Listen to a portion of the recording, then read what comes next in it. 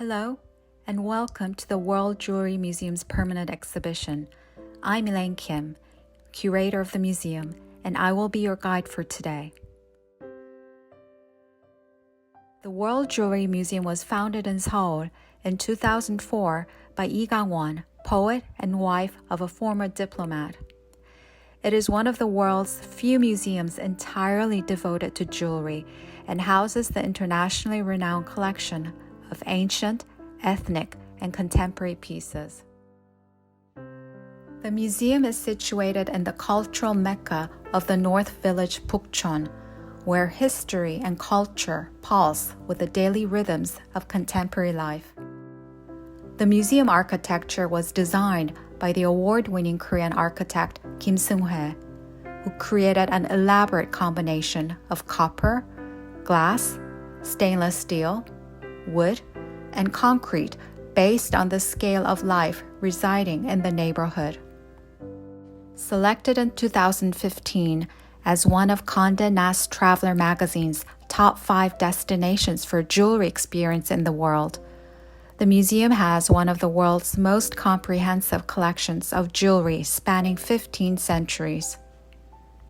From the very beginning, the mission of the World Jewellery Museum has been to preserve, collect, and promote works of jewelry from diverse cultural identities from past and present around the world, and in doing so, foster the understanding of beauty, heritage, and values of various nations and people.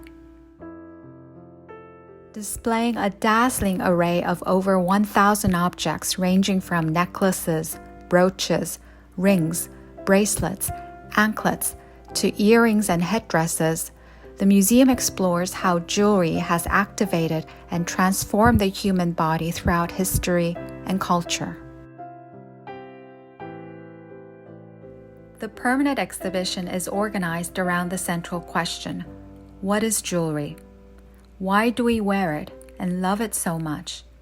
How does every piece of jewelry tell a story without even a single word? What stories does jewelry tell? Humans have been making and wearing jewelry for tens of thousands of years, which is the world's oldest art form.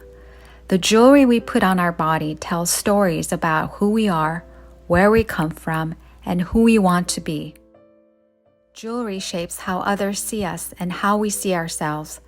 The different materials, colors, and forms used in jewelry can even transform us into someone new. 9 thematic galleries reveal how jewelry offers powerful expressions of protection, love, wealth, faith, power, identity, and beauty. Nature's time capsule, amber is the hardened resin of ancient pine trees containing traces of life on Earth millions of years ago. Amber can be white, yellow, orange, red, even blue or green, transparent or opaque. It can have inclusions of plants and insects within it. People have been making jewelry with amber for over 15,000 years, which could make it the first gem material ever used. The fiery, luminescent amber is associated with the sun and believed to attract the rays of the sun. Symbolizing constancy, amber necklaces were gifts for bride in Africa. In Korea, amber was widely used as buttons and pendants. Since ancient times, rings have been known to be the most intimate jewelry that we wear. This ring is called the fly, and it is created by one of the most leading figures of contemporary Russian art, Ilya Kabakov. Ilya and his wife Emilia have been collaborating together for over 30 years, exploring ideas of utopia, dreams, power, and destruction. Do you see the 2 flies sitting on top of the ring? The fly is an important motif in Kabakov's work, symbolizing freedom. A fly is free to move around, to see everything, to explore everything, says the artist. A very common, humble insect is transformed here into something precious with emeralds, diamonds, and enamel. The ring was inspired by the artist's feelings for his wife and conceived as a present for her. Jewelry has been an important source of economic security in hard times. It is not only worn as a form of adornment, but also serves as a portable personal bank. The Miao people form one of the largest minority groups in China, and they are easily identified by the massive silver jewelry they wear. Children wear silver jewelry at a very young age. During important festivals, Miao women wear up to 15 kilograms of silver jewelry, including headdresses, earrings, neck rings, bracelets, rings, and even back ornaments. They believe the more silver jewelry a woman wears, the more beautiful she becomes. This neck ring alone weighs nearly 3 kilograms. According to their beliefs, God created the moon from silver, and by wearing silver, it attracts good fortune and wards off evil spirits and illness. The jewelry is decorated with various auspicious symbols such as dragons, phoenixes, fishes, flowers, butterflies, and the 12 Chinese zodiac animals. Miao people have preferred to invest in silver jewelry since it is easy to transport and to sell. In many cultures around the world, sacred symbols have often taken the form of jewelry. The wearing of religious symbols is said to strengthen the faith of the wearer. Christianity has always played an important role in the daily lives of Ethiopian Christians. For over 1600 years, they have worn pendant crosses as a sign of their faith.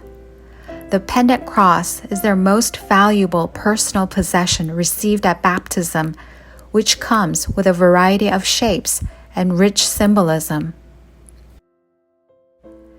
The Ethiopian crosses are distinguished by their intricate lattice work, and they embody various symbols such as the birds, representing peace, and endless knots, symbolizing eternity. At the center of the cross, a circle is often used as a motif believed to represent Christ's crucifixion, halo, and resurrection. Individual designs are names after the provinces they originate from, thus identifying the wearers with their hometowns. Bracelets have been worn by cultures all over the world since ancient times. The world's oldest bracelet ever found was made 14,000 years ago, which may have served as a status symbol. There are many different types of bracelets, and where they are worn on the body determines their names. Armlets are worn above the elbow, and anklets are worn around the ankle. A cuff bracelet is a special type of bracelet with no clasp or closure. Historically, the cuff was worn by warriors to signify bravery, honor, and power, as well as for protection during battle. This cuff is worn by the Turkmen women in Central Asia, who are well known for adorning every inch of the body with enormous, elaborate jewelry. Many pieces of Turkmen jewelry are adorned with the bright red carnelian, which is associated with fertility, blood, and life. Women are a highly valued member of Turkmen society. Some say the large size of the jewelry pieces represents the armor worn by ancient Turkmen women who fought alongside their men in battle.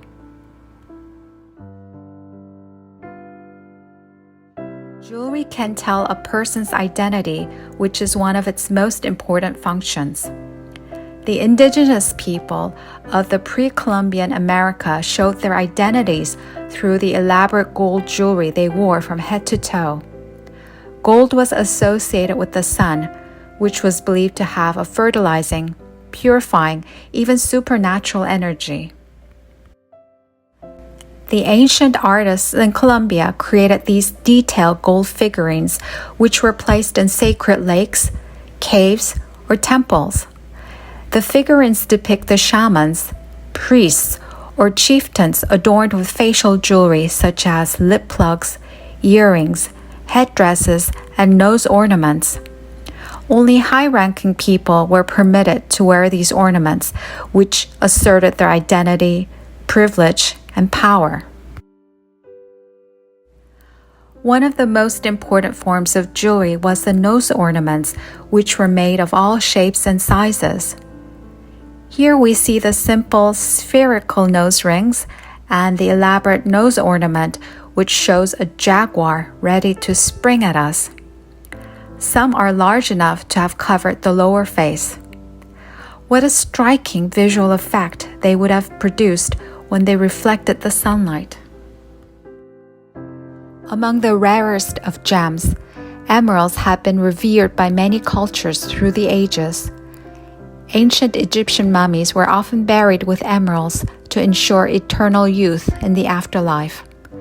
For ancient Romans, the emerald represented Venus, the goddess of beauty and love, and it was believed to aid in fertility. The early Christians saw them as a symbol of the resurrection of Christ. Since the discovery of emeralds in Colombia in the mid-16th century, emeralds also became a popular gemstone for cameos. This high-relief emerald cameo brooch with diamonds and pearls was probably executed in the late 19th century by an Italian gemstone carver. Emeralds are one of the most challenging stones to carve due to their relative softness, which makes the intricate detailed work, such as the curly locks of hair and the delicate facial features, even more exceptional. Although the identity of the woman in the cameo remains a mystery, she could represent a mythological, historical, or a religious figure. Now and in the past, close to home and far away, the stories we wear on our body is most personal and at the same time universal, connecting us as human beings. Behind every single piece of jewelry, there is a story waiting to be told. What we wear matters. What is the story behind your favorite jewelry? We hope you come to view the exhibition for yourself and share the meaning behind what you wear with us.